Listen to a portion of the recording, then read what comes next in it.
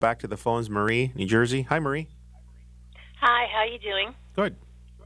Yeah. My question is, I have these acquaintances that I've been socializing with, but they do nothing but talk about one another to each other, and they backbite and they talebear, and every place I seem to go, it's the same thing. And I don't really want to go out in public with these people anymore. I'm happier staying home, listening to the God's word. These people talk about one another, and yet they talk to one another. Okay. They don't like one another. But I mean, what kind of people are these? I can't. So what's your question? Well, Whether great. you should stay away from them? What do you deal with it? Yeah. How do you know not how to deal with them? How do I? Yeah, I want to stay away from them. That's how I deal with it. Okay. What do you think, Pastor Lloyd? Well, Marie, I would say this. I remember something a wise man once said. They may be masters of their tongue, but I'm the master of my ears. Now, the problem is we don't have earlids like we have eyelids, so we can't not hear.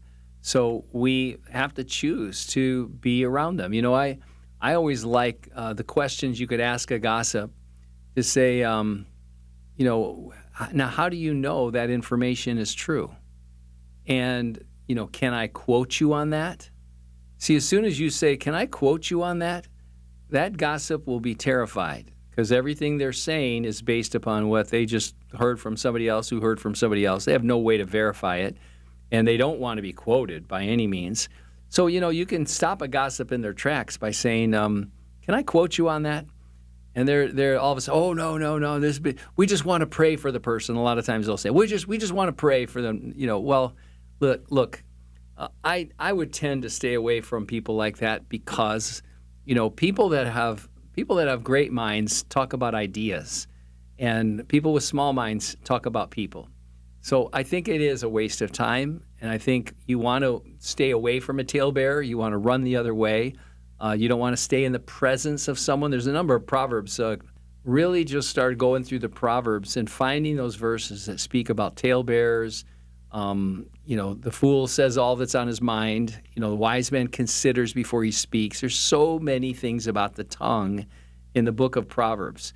So maybe you can give them a little list of all the Proverbs that refer to that and leave it with them. And, of course, after you leave it with them, they'll probably be talking about you. So I don't know what else to tell you. About God in front of these people. I can't talk about God to anyone that's ungodly because they don't want to hear it. Yeah. Well, it's you know like what? They walk away. They're gone. It's like they disappear on you. Yeah. Well, you know what? And the idea there is that Jesus never chased people down the street to hear him.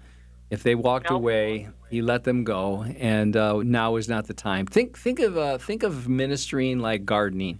You got to plow the ground first, and sometimes that's all you can do is just challenge some of the prevailing thoughts.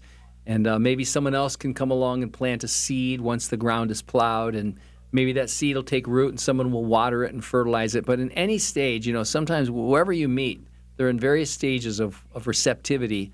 And, sometimes the Lord will bless you with somebody that the seed has already been planted, and they're ready to be picked. The fruit's ready to be picked, and they respond immediately. Others are, they're so wrapped up in their world. They need to be kind of like humbled in ways. Maybe God will use you to humble them with some Proverbs. I don't know, but God will give you wisdom. Yeah, Proverbs 10 and 11 are a lot about gossip and those who speak falsely. They go everybody. The world isn't going the wrong way. Mm-hmm. It's getting worse and worse out there, and I'd like to stay away from evil. Well, keep in mind we are to be light, and listen.